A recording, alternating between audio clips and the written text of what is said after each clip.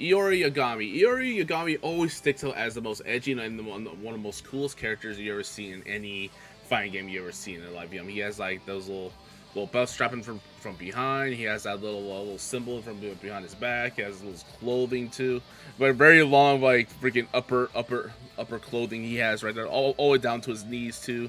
He has that freaking haircut he has on that covers his eye and stuff. His style is like very monstrous, a beast and stuff too, especially how he fights too, and he's just overall a cool character. And how he like says playtime is over and does this little super and does this little continuous combo that he makes you explode and stuff. There's been a lot of additions to Iori's character, especially when he has no flames, and he still kicks ass too. Especially his it was a Neomax or his one of his desperation supers where he just like calls on Claudia to death or stuff and stuff.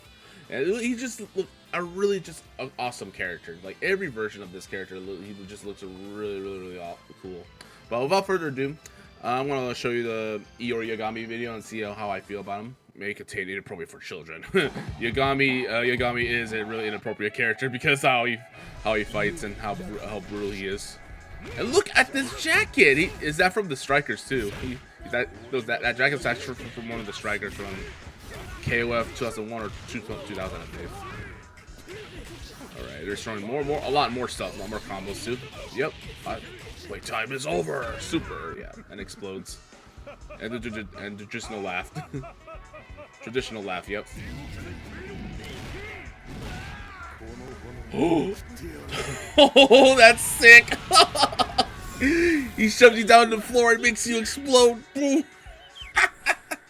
Okay, Iori is just fucking badass. I can't deny it.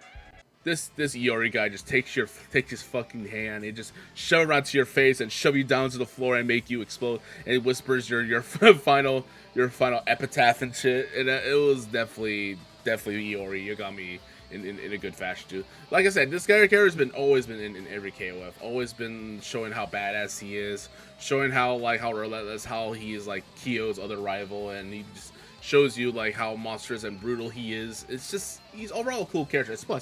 Plus, that jacket's pretty OD too. It's like one of the jackets he wears from one as a striker from KOF 2000 or 2001, I believe. They have the striker system like in a way where it was in 1999 to all the way 2001.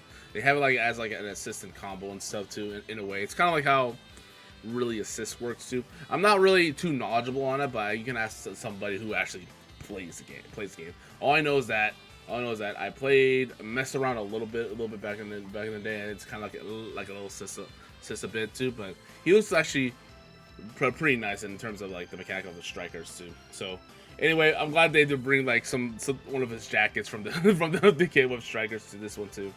So far so good. We have like two supers so far. It's the little dash combo super where he said the playtime is over. He just dashes up to you, and then there's